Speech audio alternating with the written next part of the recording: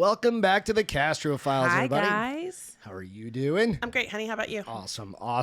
Today Beth's got a great story to share with us about some creepy objects, which will be fun. We'll get into that here in just a second. But first, go out and subscribe to the YouTube channel for the Castro Files. Also out on Instagram, subscribe to the Castro Files Instagram. That's where I post all the pictures. We put all the things that we're going to go through. We share them with you out there as well. Yep. And then, of course, you can find the audio versions out on the Bar is Open with Beth and Greg out on iTunes, Spotify, all the good big places. So you can check us out there. And then, of course, if you want to buy an alien shirt or something, a phone Check out case, some merch. Yeah. The merch. You can go out to Minor League Studios Some good and you stuff. can find the Castro Files in the shop section of I that. want the pink alien. All right. We'll get you a pink alien. Just put an updated pink alien out there. Right. So we'll get you that. It's Perfect. great. So, all right, with that, let's jump in. Well, today, my story kind of was inspired. I definitely wanted to change it up a little bit. Okay. So I was thinking haunted things, and then the new Conjuring movies coming out. Oh, you went down a rabbit hole. And I kind of went down a rabbit hole, and I came across an article in the CT Insider. Okay. And it's called Inside the Warrens Occult Museum in Connecticut, where Annabelle lived. So this is Ed and Lorraine Warren's. Bobbitt. Warrens, yes. I mean, they're both And I snorted. kind of sorry. creepy. Kids, don't Google that. Well, I mean, it's news. It was in the news everywhere. Okay, anyways, I digress. Sorry. So go ahead. So like I said, this was in the CT Insider. This is about a year old, but it's still very current. So I figured it was still a great story. So when entering the Warrens Occult Museum in Monroe, guests are required to bless themselves with holy water. Tony Spera, the son-in-law of famous Connecticut paranormal research Ed and Lorraine Warren, and curator of the museum, isn't afraid to dole the holy water out either. We're not stingy with it, Spera says, as he's directed handfuls of holy water to a group of Hearst, Connecticut journalists on the gloomy morning of September 6th. Devout Catholics, the Warrens believed holy water, crosses, Catholic prayers, and exorcisms were the means with which to ward off evil, Spera continues in that belief, encouraging all who enter to accept holy water as protection, regardless of personal religion beliefs. The museum, which resembles a large shed, sits across the yard from the former home of the late Ed and Lorraine, which now belongs to Spera. A small walk from the back porch leads guests to the entrance of the museum, which during this visit was waterlogged from the heavy rains. After a summer of drought, torrential rains came down that day. Inside, it takes a minute for visitors' eyes to adjust to the low light within the museum, which is mostly low lit in colors like red and purple to keep people from accidentally tripping over the haunted artifacts that fill almost every square inch of the museum. You don't want to trip on anything evil. No. Pretty sure it'll come I wouldn't want to knock over one of those cases. No, exactly. And I think if you follow any ghost show and you've seen some of these artifacts, you know kind of the history. Yeah. And I'm going to talk about a few of them. Yeah. The museum was established in 1952 at around the same time that the Warrens established the New England Society of Paranormal Research, also known as NESPR, NESPR, which is currently run by Tony and his wife, and that his wife is Ed and Lorraine's daughter, Judy Spera. Okay. Over time, the museum has amassed a collection of haunted artifacts from all corners of the globe that range from satanic ritual items to the famous Annabelle, which has inspired the ongoing Annabelle series of movies. The Annabelle movies are part of the larger Conjuring universe of films, which spans, at this time it was 8, it should now be 9 after this upcoming release, and is among the highest grossing horror movie series of all times and is based on the investigation of the Warrens. Though the museum lays dormant due to ongoing zoning issues, a select few are able to enter the museum and see the items that have earned the museum a reputation as one of the most haunted places in the world. When touring the museum, you're walking into the world-famous museum, which initially served as Ed's art studio. Visitors are greeted by Halloween masks and mannequins resembling some of Connecticut's most famous paranormal entities. Supposedly sinister tales lie behind the common items. For example, the masks act as a representative of the practice of tulpomancy. I've never heard of that. Tulpomancy? Yeah, Have to it's Google a form of mysticism that involves creating sentient and autonomous being separate from oneself. I don't know why you'd want to do that, but okay. Tulpomancers have cited as wearing masks similar to Halloween ones in order to take on the appearance of whatever the mask looked like. As for the mannequins, they are dressed in a style consistent with some of the most notable supernatural sightings in the area. One is dressed as Hannah Crane, also known as the Witch of Monroe. According to the New England History Society, Crane's ghost is said to appear in the Gregory Four Corners burial grounds in Trumbull. Apparently, I can't say that word. Yeah, where she is buried and will cause cars to crash in the vicinity. Another mannequin standing in a white dress is the White Lady of Union Cemetery in Easton, a famous entity in the region that was investigated by the Warrens and is discussed in their book, Graveyard, True Hauntings from an Old New England Cemetery. The museum contains a mix of items that are either based on haunts and objects that have a reputation as being cursed, demonic, or haunted, which with an emphasis on the latter. The back of the museum contains most of the paranormal related items, including a conjuring mirror, not to be confused with the Conjuring movie, an organ from the Phelps Mansion in Stanford that Ed claims played on its own, and fragments from Eastern Airline Flight 401, which Serpa explains crashed in 1972 on its way from New York to Miami.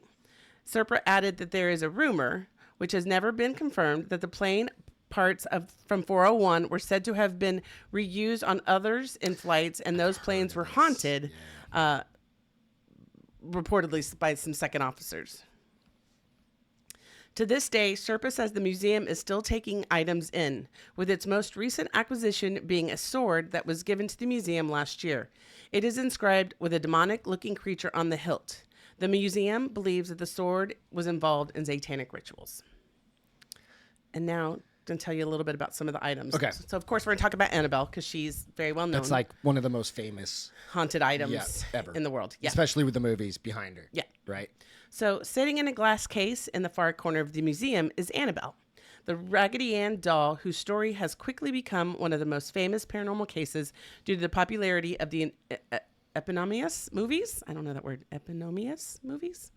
Though not quite as menacing looking as its movie counterpart, because the movie counterpart is The Conjuring. creepy. The Annabelle. Or the Ann. Okay, yeah, gotcha. she actually looks like she's a rag doll. Yeah. So, She's like a Raggedy Ann kind of looking doll in real life. Right. Yeah. So, not quite as menacing looking as the movie counterpart, which sits with a sinister grin in the glass case across from the original doll. Annabelle has a commanding presence over the museum. She is much larger in person than most Raggedy Ann dolls, with Serpa saying that Annabelle stands at roughly 3 feet tall when upright. The doll was given as a gift to the Hartford nurse in 1970.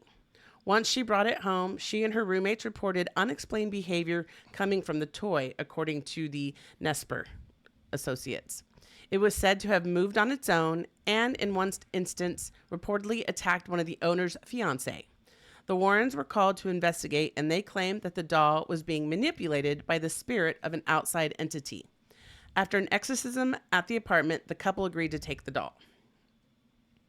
The doll remains in the care of the museum, which is behind a locked case with a sign made by Ed Warren that reads, "Positively do not open." During a visit to the museum, the door was, in fact, opened. Daniel Rivera, the senior lead investigator for Nesper, said that he built a new box for Annabelle that is better suited for moving the doll around. So the reason why I built the case was because the museum was closed and we wanted to keep educating the public about these items that Ed and Lorraine collected. I built this case to represent Ed's original case, Rivera said. He has added extra protective measures to the new box, including cutting out crosses on 3 sides representing the Catholic Holy Trinity, using a stain infused with holy water and holy oil, and inscribing the Lord's Prayer and St. Michael prayer behind the felt inside the case behind the doll. He's going full on gimmick box with this thing. Yeah. All of this is done in order to contain the evil of Annabelle in the case. Though they're not entirely sure if Annabelle is still possessed, Rivera is the only person who handles her. He wears gloves that have crosses on them, as well as saint medals in the fingertips when touching Annabelle. He ain't messing around. So I was thinking, is Chucky based on the movies Chucky? Was that based on Annabelle? I wonder if it was. Because it got to start somewhere. The lore had to start Somebody somewhere. may have taken the story That's of what I'm Annabelle. saying. Yeah. All right, let me keep going. Because, I mean, I just get, like, pictures of Annabelle cutting people's, like, Achilles tendons or whatever. So like, you also remember the movie The Devil Made Me Do It? Yep. In the museum is a dinosaur toy from the actual... What happened? From Toy Story. No, it just reset. Hold on. I got to scroll down. I hope it's not from Toy Story, because there is a dinosaur in Toy Story. That's not a dinosaur from Toy Story. Could be. It's not. What if it was? There's a picture of it. All right. It's not. We'll show you the picture of the dinosaur. All right. So in 1980, which wasn't that long ago, 11-year-old David Glatzel found himself in the middle of a supposed demonic possession. Glatzel's older sister was dating Arnie Shenny Johnson, who challenged the demonic entity to leave David and instead possess him. In 1981, Johnson stabbed and killed Alan Bono, claiming that he was possessed by said demon when he committed the murder. This was the first time in the American court system when a defendant claimed demonic possession. The Warrens spent time with Johnson and his family and claimed rationale in the demonic possession theory. However, a judge ultimately disregarded the theory and sentenced Johnson to prison, where he served 5 years before being released. The Brookfield paranormal trial and this basis behind the latest Conjuring movie, The Conjuring, The Devil Made Me Do It. So that's all about what happened. Okay. During the initial possession, a dinosaur toy belonging to Glatzel was claimed to have levitated on its own, and in one instance, to have told the family that you're all going to die. A dinosaur did that? Yes. The dinosaur toy resides in an open container in the museum where it is surrounded by rosemary beads and other protective measures. Peter was just telling you a story before the show that Jurassic Park dinosaurs are real. So. Yes. And you almost believed him. The last one is a satanic idol and a human skull. Oh, no, I've got one more after this. I lied. A human skull used during a satanic ritual and a satanic idol sit nearby. The skull was given to the Warrens and features adornments that are indicative of some form of satanic ritual.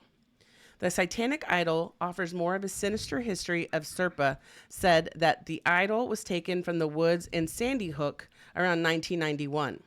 It was initially found by a hunter who was claimed to have been guided away from the idol by a mysterious man in black clothing, according to Serpa. The hunter brought the idol to the attention of Ed, who went with the hunter to retrieve the idol. After doing so, Lorraine fell ill, and doctors could not explain what was happening to her.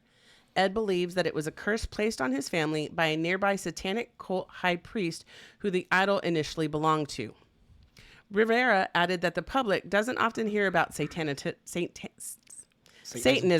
in Connecticut, but he believes that it is much more prevalent than people realize. It's just stuff like you just bump into something you don't know. Yeah. That's why I don't go to like thrift stores. We've talked about I this. know. Like you don't buy a mirror. So you see something out in the woods, you just don't mess with it. Don't touch it. That's why he went and got Ed, though. Yeah. So you got to know an Ed, though. How many people know a guy like Ed? The shadow doll. Among one of the first haunted items visible in the museum is a shadow doll, which boasts bird feathers and a genuine human tooth. A shadow doll, Serpa explains, is made specifically for harm and is used as an object at the center of curses. Serpa said that a person would first need to take a picture of the doll, write a curse on the back of the photo, and then send it to whomever the curse is aimed for. The person who receives the picture with the curse invites that curse into their lives, he said. It is additionally said that the doll could appear in the person's dreams. While not too much is known about the doll, Serpa said that it was initially purchased in an antique store under the assumption that it was simply an antique. And that's what I have. Yeah, it's awesome. And the picture of the doll is we have pictures of everything. I showed it to Peter. He was like, "That is creepy." Yeah, it's creepy. So, again, you don't. I'm just saying because it could be kind of new, it could be kind of old. You could find it somewhere. Somebody could gift it to you. So, what did you call him? antique stores, but also secondhand stores. Yeah, like a Goodwill or something like that. You can get good stuff, but you can. I remember a story But I'm that I not saw bringing a or dresser heard home. was the guy's girlfriend bought him a jacket from a secondhand store, and he started having things happen in the middle of the night, and he was trying to figure out what changed, and it was the jacket. And when he took the jacket out of the house, all activity stopped. Right.